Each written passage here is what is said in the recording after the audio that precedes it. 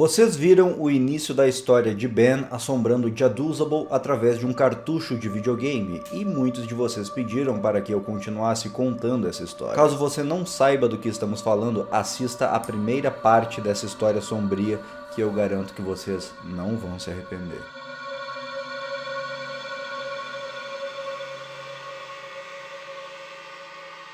Pois bem, continuando de onde paramos, Jaduzable se deparou com várias situações estranhas conforme foi jogando o seu Zelda Majora's Mask, sendo perseguido por aquela figura estranha que se parecia com Link. No final, o arquivo de progresso de Ben, que havia sido deletado, retornou com um progresso mais longe do que antes. Depois de tudo aquilo, seria muito natural que ele simplesmente desligasse o videogame e escapasse daquela loucura que havia acabado de acontecer. E foi o que ele fez. Ele desligou o videogame e passou a noite inteira perturbado pelos acontecimentos daquela noite. Desligar o videogame não resolveu a situação, porque aquela noite, quando ele finalmente conseguiu pegar no sono depois de horas acordado, exatamente, ele teve um pesadelo envolvendo tudo o que tinha acontecido, envolvendo o boneco bizarro do Link, envolvendo aquele cartucho cheio de assombrações e coisas que não deveriam estar lá. E quando ele acordou aterrorizado na manhã seguinte, ele sabia que ele precisava colocar um ponto final naquilo, indo até a raiz do problema. Ao acordar, ele pegou o carro e foi imediatamente até a casa do senhor que havia lhe dado o cartucho. Ele pensou que dessa forma ele ia pelo menos entender quem era esse tal de Ben e o que diabos havia acontecido com aquele cartucho, porque não era um cartucho normal, minha gente. Acho que já deu pra perceber a essa altura. Quem era Ben? Ben era o dono de um culto satânico, e aí? O que tá acontecendo? Mas para infelicidade dele, ninguém estava em casa quando ele chegou. Mais que isso, não tinha nenhum carro, não tinha nenhuma pessoa para atender ele lá naquela casa, e na frente de casa tinha uma placa escrito "Vende-se". A única pessoa que ele encontrou por lá, na verdade, era um vizinho, o vizinho do lado, que estava cortando a grama. E apesar de parecer meio estranho você parar um vizinho que você não conhece só para perguntar sobre um cartucho de videogame, Jaduzable estava um pouquinho perturbado. Vamos entender um pouquinho o lado dele. Esse vizinho contou que aquele senhor que morava naquela casa iria se mudar. Não me diga, a placa já me contou antes. E que dificilmente ele encontraria ele nos próximos dias. Também mencionou o fato de que aquele senhor nunca foi casado e nunca teve nenhum filho ou sequer um neto. Para falar a verdade, aquele vizinho nunca viu sequer um parente daquele senhor. Então a teoria de que Ben fosse um filho ou um neto daquele senhor tinha ido por água abaixo. Mas Jaduzable tinha ido até lá em busca de respostas. Então ele foi curto e grosso, direto ao ponto. Quem é Ben? E ao fazer aquela pergunta, aquele homem ficou visivelmente perturbado e começou a contar uma história. Ele contou que 4 casas depois da casa daquele senhor, 8 anos atrás, mais especificamente no dia 23 de abril, aconteceu um acidente envolvendo um garoto chamado Ben. E que pouco depois disso, os pais dele se mudaram dali e nunca mais voltaram. E isso era tudo que ele tinha de informação para dar a Jaduzable. Então Jaduzable descobriu que Ben possivelmente era alguém que tinha morrido em um acidente e agora está assombrando ele num cartucho. Nunca aceitem presentes de estranhos. Já um pouco mais aliviado e um pouco mais em paz de espírito, ele decidiu correr atrás de mais respostas e ele pensou que o único jeito de fazer isso seria continuar jogando o cartucho. Mais especificamente no save de Ben, continuando de onde Ben havia parado. Conforme nós já sabemos, Ben tinha ido muito longe no jogo. Ele já estava no último templo, o Stone Tower Temple, embora o jogo apenas mostrasse a palavra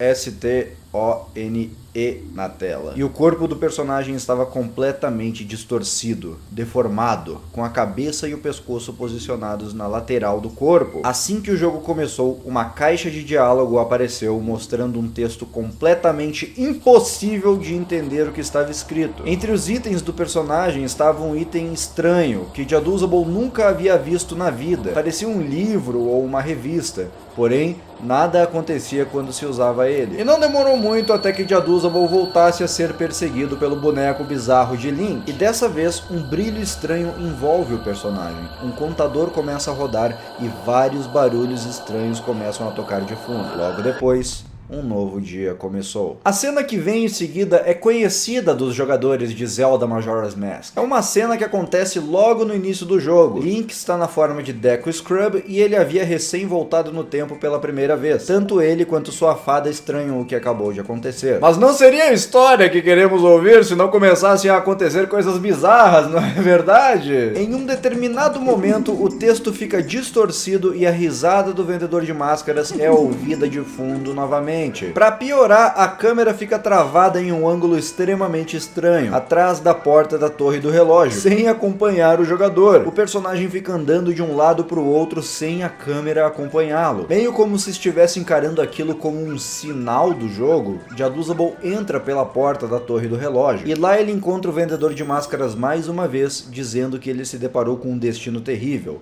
E a tela fica branca. Mais uma vez, o personagem é teleportado para outro lugar. Agora ele estava nos campos de Termina, que geralmente estão repletos de inimigos, mas dessa vez estavam completamente vazios. O indicador de dia e hora no canto inferior da tela havia desaparecido, e uma versão distorcida da música do vendedor de máscaras tocava no fundo. Jaduzable continuou caminhando sem rumo até finalmente encontrar 3 personagens em um canto do mapa. Um deles era Epona, a égua que Link usava para cavalgar ao longo do jogo, Skull Kid e o vendedor de máscaras. Ao lado deles, mais um boneco bizarro de Link. Esse boneco tá começando a me dar arrepios. Por algum motivo muito estranho, a cabeça do vendedor de máscaras seguia o personagem conforme ele se movimentava pelo cenário. Então, Jaduzable teve uma ideia que até aquele momento não havia lhe ocorrido. Se a música Song of Healing fica tocando de trás para frente o tempo todo, é sinal que ela deve ter alguma importância no jogo, não é verdade? E isso faz ainda mais sentido se você analisar o fato de que quem ensina essa música para o seu personagem no jogo é o próprio vendedor de máscaras. Então ele pensou, vou tocar a Song of Healing para o vendedor de máscaras. E para a surpresa dele, tocou um efeito sonoro quando ele puxou a ocarina na frente do vendedor. Era um som do jogo mesmo que indicava que você havia tomado a decisão correta naquele momento e que para você avançar no jogo, você precisaria tocar alguma música específica naquele local. Ok, estamos fazendo progresso, vamos em frente. Ele toca a Song of Healing e o resultado...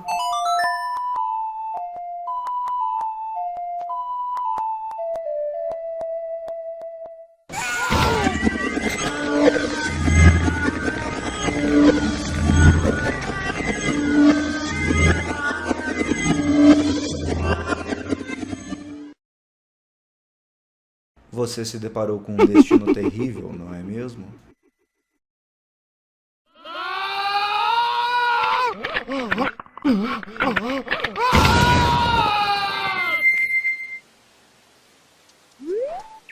Lá estava ele, Link, na forma de Zora em Pirate Bay.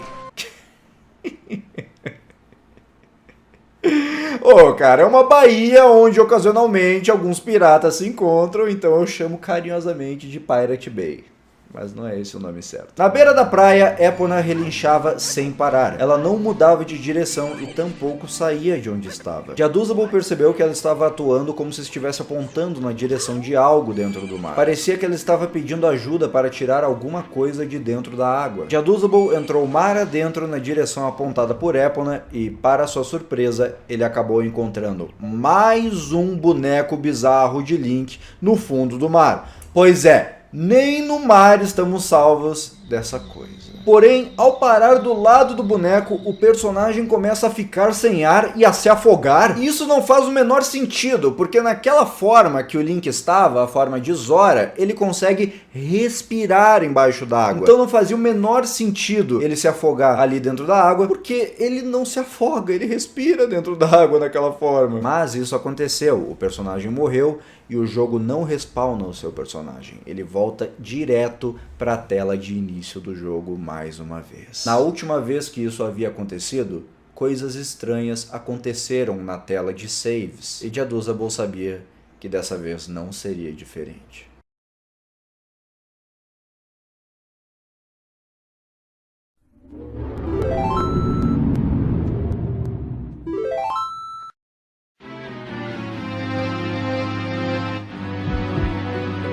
dois saves foram substituídos pelas palavras Ben e Drowned, formando a frase Ben Drowned, que em português significa Ben se afogou. A resposta estava lá. Ben havia morrido, provavelmente afogado. E Jaduzable, que não acreditava em assombrações, agora se via assombrado por um espírito dentro de um cartucho de videogame. Um espírito de um garoto que adorava jogar Zelda e morreu afogado 8 anos atrás. E as coisas não terminam assim. Não é só porque ele descobriu o que havia acontecido com Ben que Ben pararia de assombrá-lo. Não. A parte 3 vai mostrar como Ben queria ficar mais íntimo de Jaduzable, trazendo as coisas para fora do jogo. Se você quer saber o que acontece no resto da história, compartilhe esse vídeo pelo WhatsApp, pelas redes sociais ou qualquer outro lugar. Faça com que mais pessoas descubram essa história macabra e que só vai ficar pior. E me siga no Instagram, @RenanSolzones. Link na descrição.